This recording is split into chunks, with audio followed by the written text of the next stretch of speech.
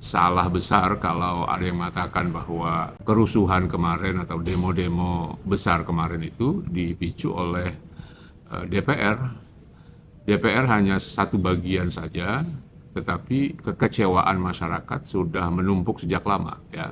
Jangan lupa kebijakan-kebijakan yang dikeluarkan oleh pemerintah, oleh Presiden Prabowo, itu juga mencederai dan melukai masyarakat sesungguhnya.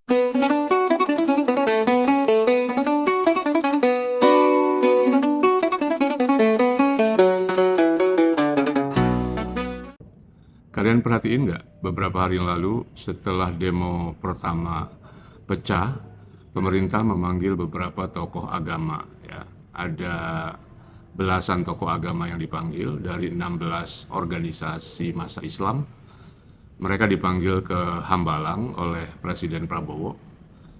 Salah satu tujuannya adalah untuk meredam demonstrasi dan mengajak mereka untuk mengatasi persoalan. Nah, terlepas dari apakah mereka efektif dalam menyelesaikan persoalan atau tidak, tapi ini sebuah fenomena yang menarik. Bagaimana sebuah isu yang tidak ada kaitannya dengan agama, pemerintah berusaha memanggil tokoh-tokoh agama dan melibatkan organisasi keagamaan dalam situasi genting ini. Karena itu jangan heran kalau Pak Mahfud MD kemudian membuat pernyataan yang agak kritis. Kata dia, pemerintah ini di luar konteks dan tidak relevan mengundang tokoh-tokoh agama untuk menyelesaikan masalah ini. Persoalan utamanya tidak ada hubungannya dengan agama. Persoalan utamanya adalah soal ketidakadilan, soal penyalahgunaan wewenang atau perilaku pejabat atau petinggi negara yang dianggap menyakiti masyarakat. Kita tahu semua pemicu dari demonstrasi besar-besaran kemarin itu adalah perilaku DPR yang hendak menaikkan tunjangan, ya. Dan saya kira itu cuma salah satu pemicu saja. Ini sudah merupakan problem yang menumpuk, ya. Jadi masyarakat sudah lama merasa terganggu, merasa sakit hati, bukan hanya persoalan DPR saja, tetapi juga di pemerintahan. Jadi salah besar kalau ada yang mengatakan bahwa kerusuhan kemarin atau demo-demo besar kemarin itu dipicu oleh DPR. DPR hanya satu bagian saja, tetapi kekecewaan masyarakat sudah menumpuk sejak lama, ya. Jangan lupa kebijakan-kebijakan yang dikeluarkan oleh pemerintah, oleh Presiden Prabowo, itu juga mencederai dan melukai masyarakat sesungguhnya. Bagaimana Presiden Prabowo selalu menyuarakan efisiensi agar kita semua irit, jangan boros dan lain-lain, tetapi gestur dan tindakan yang dilakukannya bertentangan sama sekali, ya. Ketika kita semua disuruh efisien, dia membuat kabinet yang sangat gemuk, kabinet terbanyak anggotanya dalam sejarah Indonesia. Apa yang dia katakan itu berbeda dengan apa yang dia lakukan. Itu yang membuat masyarakat marah. Belum lagi kebijakan-kebijakan dia yang dinilai tidak efisien dan mungkin juga tidak efektif, ya. Soal makan bergizi gratis misalnya, itu banyak orang menilai adalah kebijakan yang salah arah, ingin menuntaskan satu hal, tetapi dengan solusi yang jauh dari persoalan yang ingin ditanganinya. Nah, jadi banyak sekali persoalan yang muncul yang kemudian menumpuk dan itu menjadi bahan masyarakat memprotes dan mengadakan demo-demo besar kemarin itu. Singkatnya, demo itu tidak ada kaitannya dengan agama, tetapi seperti kita lihat, Presiden Prabowo mengundang tokoh-tokoh agama, ya, dan meminta mereka untuk mengatasi situasi ini, atau paling tidak melibatkan mereka untuk memikirkan persoalan ini. Sebetulnya kita tahu semua arahnya bahwa pemerintah tidak ingin demo-demo semakin membesar dan salah satu caranya adalah bagaimana mendekati tokoh-tokoh yang dipikir berpengaruh, ya. Kemudian tokoh-tokoh ini bisa menjinakkan anggota mereka, ya. Seperti kita lihat, organisasi Islam yang diundang kan adalah organisasi-organisasi besar seperti Nahdlatul Ulama atau NU, Muhammadiyah, kemudian juga organisasi-organisasi yang lebih kecil. Tetapi Kalau kita bicara NU dan Muhammadiyah saja ini sudah lebih dari separuh penduduk Indonesia ya.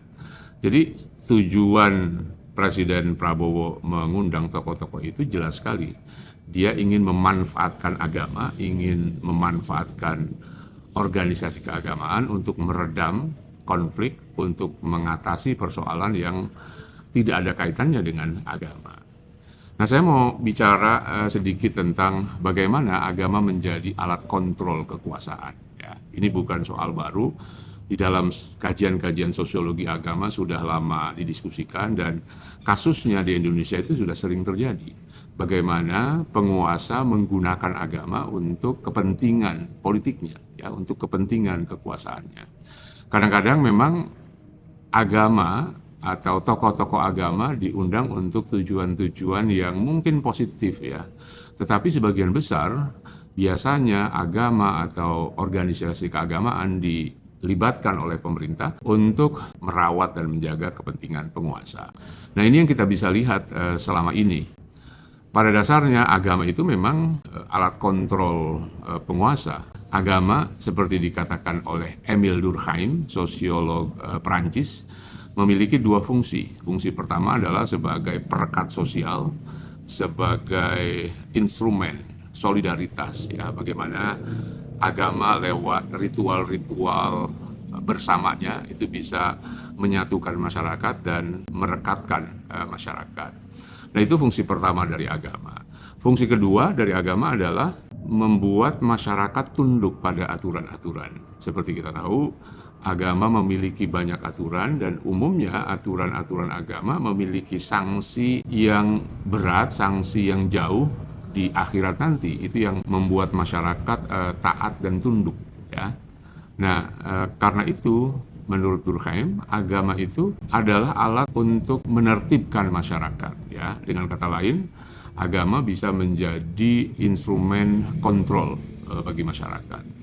Nah, ini yang kemudian dijabarkan oleh para sosiolog lain bahwa agama menjadi alat kontrol kekuasaan. Misalnya Karl Marx mengatakan bahwa agama adalah candu bagi masyarakat. Kenapa dia mengatakan hal ini? Karena agama itu bisa meninabobokan masyarakat sehingga orang-orang beragama itu tidak mampu untuk berpikir dengan bebas, tidak mampu untuk bersikap kritis, dan tidak mampu untuk memberontak. Saya kira Marx tidak sepenuhnya salah karena memang di dalam doktrin agama ada banyak sekali perintah atau anjuran untuk bersikap fatalis ya, untuk bersikap menerima, ikhlas dan seterusnya. Apalagi kalau kita lihat tradisi keagamaan di Indonesia, khususnya yang dianut oleh orang-orang NU.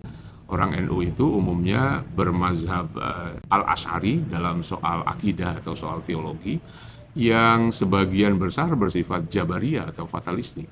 Itu yang menjelaskan kenapa, kalau kita bandingkan ya, kenapa Muhammadiyah dan NU itu sangat berbeda. Orang-orang Muhammadiyah sedikit lebih rasional, sedikit lebih percaya pada pilihan manusia, sementara orang-orang NU lebih bersifat pasrah dan lebih Jabariyah ya, sementara Muhammadiyah sedikit lebih Qadariyah, percaya pada kemampuan manusia untuk memilih ya.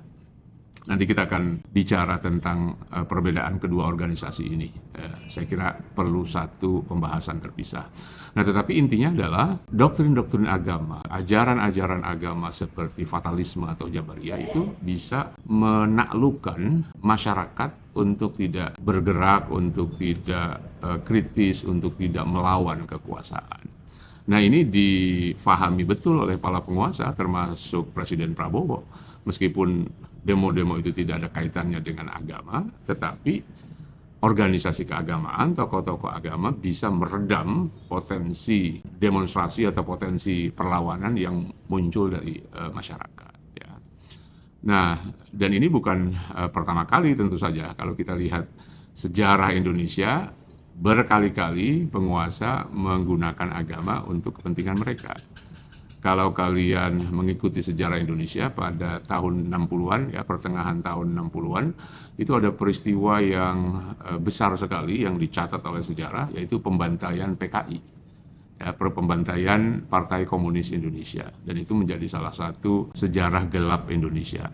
Nah, perlawanan terhadap PKI atau konflik dengan PKI tentu saja ada berbagai macam lapisan, tetapi salah satu organisasi yang aktif melakukan serangan dan pembunuhan terhadap anggota PKI adalah kelompok NU, ya, orang-orang Ansor, anak-anak muda NU yang dimobilisasi dan dimanfaatkan oleh penguasa ketika itu, karena penguasa menganggap PKI ini sebagai musuh negara dan mereka ingin menumpas PKI sampai ke akar-akarnya. Nah, contoh yang lain adalah pada awal-awal reformasi, ya, ketika terjadi reformasi 1998, ada banyak demo-demo dan demonstrasi dilakukan hampir setiap hari.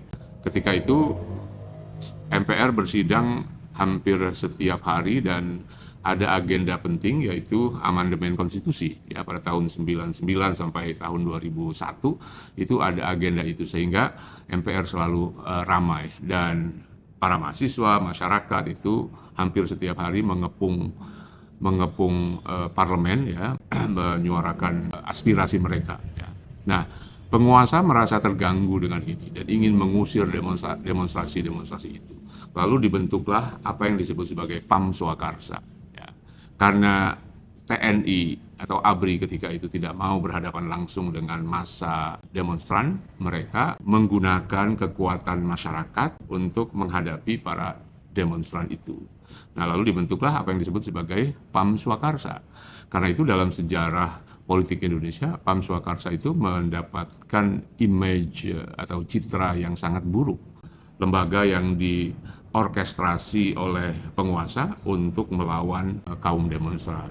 Dan baru-baru ini ide ingin membangun kembali PAM Swakarsa itu dikemukakan oleh polisi, oleh kepolisian, ya, dan banyak sekali orang yang memprotes itu karena rekam jejak yang buruk dari PAM Swakarsa.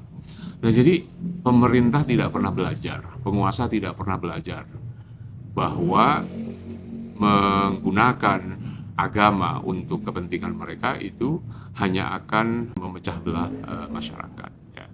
Tetapi siapa peduli, buat mereka yang penting bagaimana kekuasaan itu tetap berlanjut, bagaimana meminimalisir sekecil mungkin korban yang terjadi dari pihak pemerintah. Itu logika kekuasaan yang selalu dijalankan oleh para penguasa. Nah, jadi itu. Saya melihatnya apa yang dilakukan oleh penguasa sekarang ini mendekati tokoh-tokoh agama, tujuan utamanya sebetulnya itu, meredam kekuatan-kekuatan massa, meredam potensi demonstrasi, dan kalau bisa ujungnya adalah menjadi salah satu instrumen pertahanan yang dibentuk oleh pemerintah, termasuk lewat inisiatif PAM Swakarsa tadi. Oke, nanti kita akan lanjutkan lagi dengan pembahasan lain. Untuk hari ini kita cukupkan sampai di sini. Salam.